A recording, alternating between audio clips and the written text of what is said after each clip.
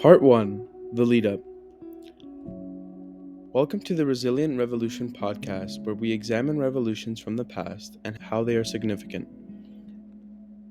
I'm your host, Christian de Medeiros, and this week's episode will be the first in a 3-part series in which we will be examining a single revolution. The lead up, the revolution itself, and the results. Let's start this episode by introducing our topic for the 3-part series. The Haitian Revolution, but not only the revolution itself, but how it reshaped global views on slavery and colonialism. But not only reshaped these views, took down slavery in Haiti and challenged colonial empires that had previously been feared for decades. Our country in question, Haiti, is the first independent nation in Latin America, the first nation to abolish slavery, and the only nation in history to be founded by slaves and a slave revolution. This revolution sets it apart from other revolutions as it started with the slave revolt and challenged colonial empires. Haitians challenged them. Haiti was first colonized by Christopher Columbus, giving it the name Hispaniola, or Little Spain. This island would come by many names, but in the late 17th century, the French laid claim to the west of the island, giving it then the name Saint-Domingue. This island was exploited for its abundance of natural resources, mainly sugar. The influence of capitalism cannot be understated, as it was responsible for the slave trade and the production of resources on plantations. These resources made Haiti, or Saint-Domingue, a global epicenter for the imperial economy in the Caribbean. Haiti was so prosperous that it single-handedly provided France with as much wealth as the 13 colonies did for Britain. The French landowners that owned the plantations were called the Grands Blancs. Haiti would go on to produce 40% of France's and Britain's sugar and be the wealthiest colony in the Caribbean, colonial colony that is. The population of Haiti consisted of around 560,000 people, with a staggering 500,000 of this being slaves, with the other 60,000 being split between white colonists and free blacks. In regards to the population, the white colonists generally held a dislike for free blacks that lived on the island, perhaps as they viewed them as lesser and could not comprehend them being free and owning slaves and plantations much like them. The relationship between the different groups on the island would eventually lead to disagreements and eventually revolution, as it was a society that was created on inequality that oppressed people based on their class, gender, and race. We can examine this inequality and mistreatment of the free blacks in Haiti in the Raymond document that examines interactions of different groups in Haiti.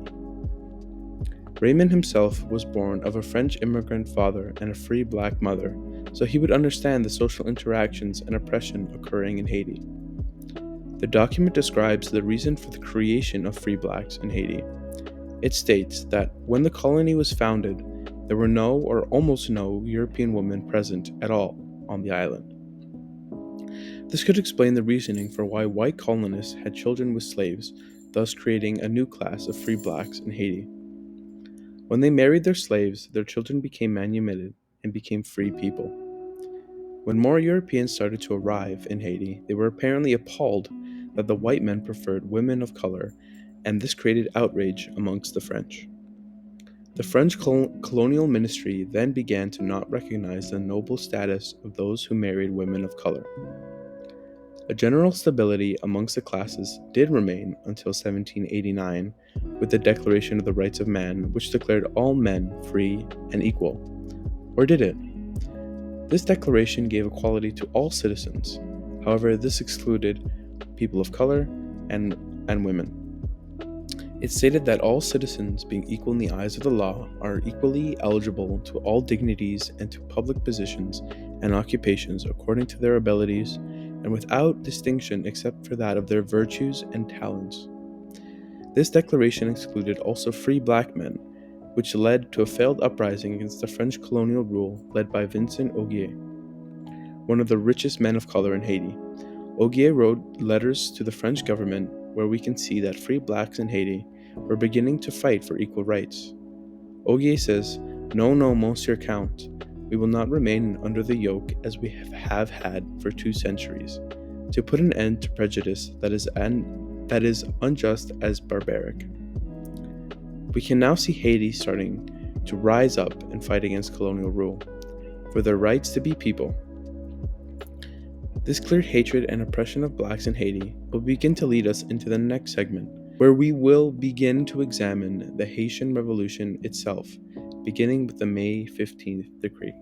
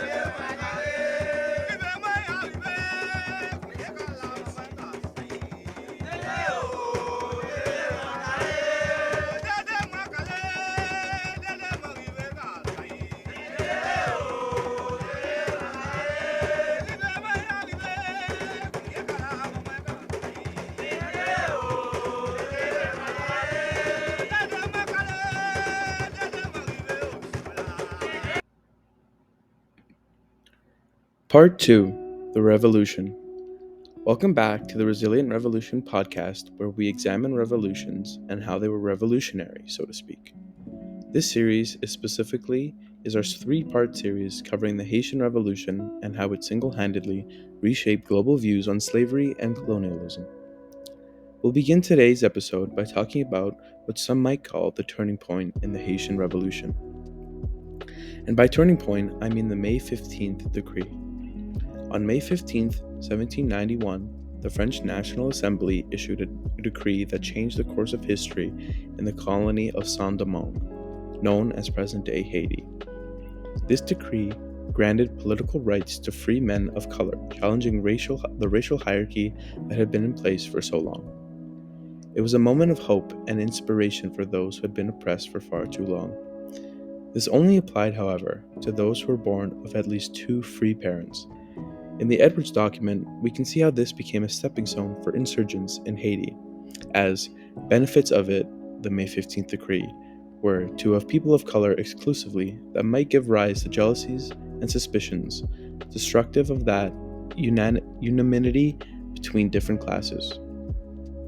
As Edwards was a source of information at the time, we can take his account and analyze it. However, there is definitely bias in his source, as he became a member of English Parliament and spoke in favor of slavery and the trade itself. The theme of money and power seems to be ever present. Back to the decree. The thing about this decree is that the colonial government never actually agreed to this gifting of new freedoms to people of color in Haiti. This created unrest amongst the classes in Haiti and created insurgencies and fights between the whites and free blacks in Haiti. The decree also inspired revolutionary figures such as Vincent Oyer and Julien Raymond to demand full rights and representation from the National Assembly of France. These rebellions were crushed, however, until the fall of that same year. On September 24th of that same year, the National Assembly decided to revoke the original March 15th decree, to which the free-colored people of Haiti did not respond well, and with good reason. This comes from the Edwards document. The 24th of September, its repeal was actually voted by a large majority. On the 11th of that very month, the Concordat, or truce, that took place between the people of color and the white inhabitants of Port-au-Prince. Edwards describes how the people of color and the white inhabitants had made a truce of sorts, and when the National Assembly revoked the rights and freedoms of free blacks in Haiti, this rightfully caused backlash from the free black population. It can be considered a major turning point in the revolution. Despite this setback, the revolution's spark had already been lit. As they observed the struggle of free people of color, the slaves on the plantations started to dream of their own emancipation. As a result, in August 1791, a slave by the name of Duty Boukman planned a secret conference in the Bois Cayman forest that would alter the path of Haitian history as we know it. Boukman and other slave leaders held a voodoo ceremony at this covert gathering, calling on the spirits to free them from slavery. It was a significant instance of cooperation and resolve from the residents of Haiti. From there, a major slave insurrection broke out, and the island was consumed by the flames of newfound revolution. Under the leadership of individuals like Toussaint Louverture and Jean-Jacques Dessalines, the enslaved population fought the French, the Spanish, and the British forces that sought to retain control over the much profitable sugar and coffee plantations with extraordinary bravery and tenacity. The Haitians used guerrilla warfare strategies, taking advantage of the difficult terrain and dense forest. They were driven by a yearning for liberty and influenced by the motto, liberty, equality, and fraternity, that defined the French Revolution. For oppressed peoples all around the world, the Haitian Revolution came as a symbol of hope to people oppressed. The revolution saw a number of obstacles and failures. The forces of colonialism, however, were very strong, and the rebels had to contend with internal conflicts. But the Haitian people's unbreakable spirit triumphed, and after years of effort and sacrifice and suffering, Haiti became the first sovereign black republic in the world in 1804. This ushering in a fundamental shift in the balance of power on a worldwide scale that puts an end to the segment of Resilient Revolution. Stay tuned for the final part, where we will examine the results of the Haitian Revolution and its impacts on the global economy and society as a whole.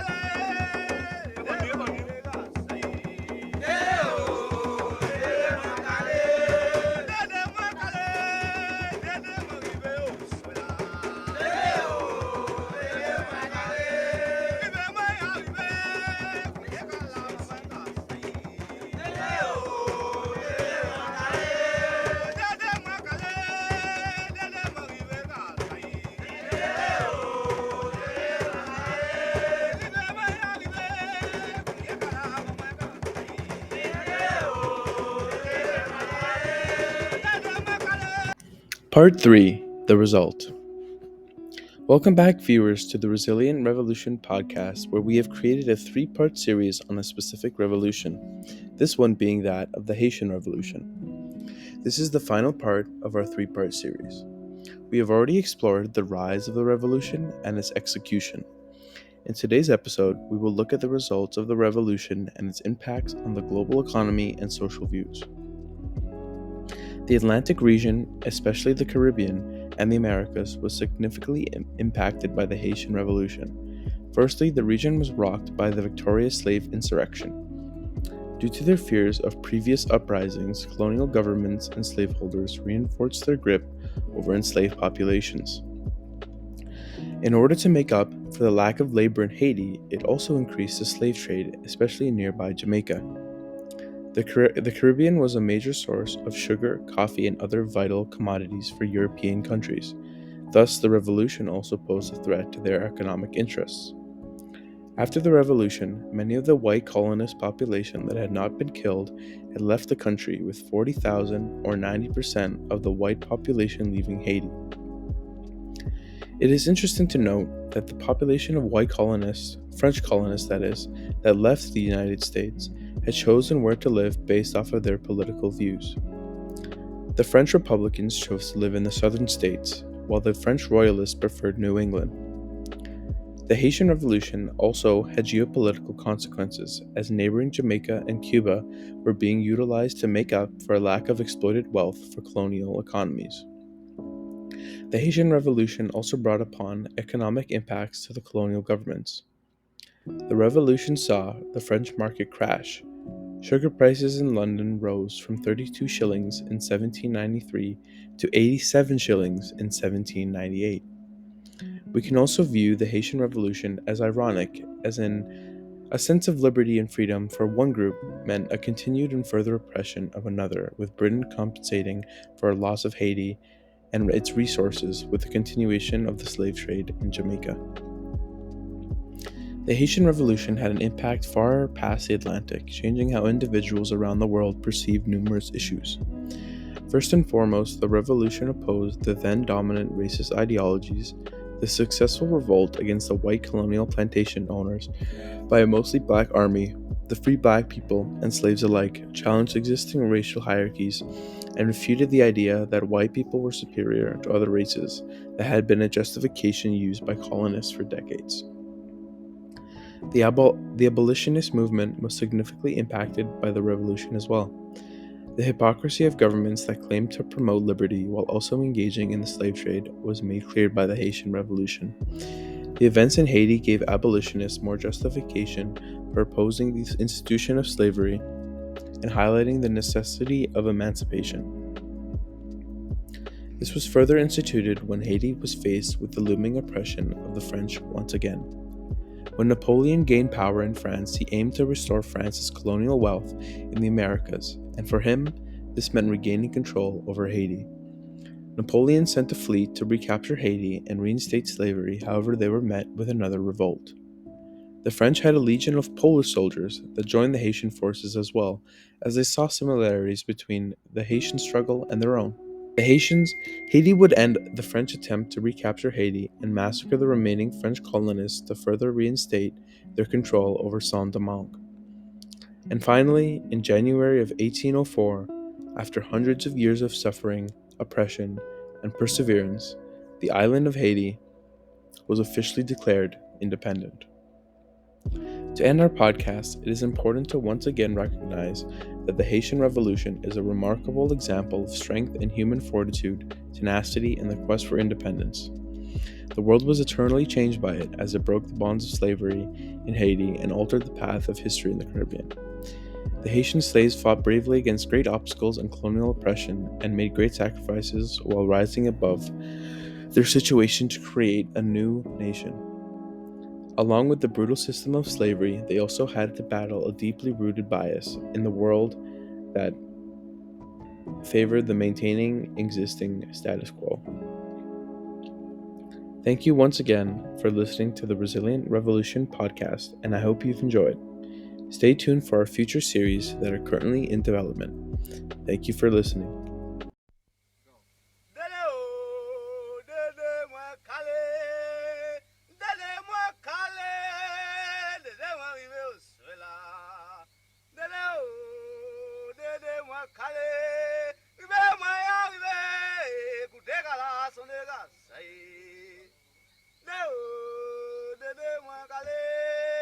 Dede mwen kale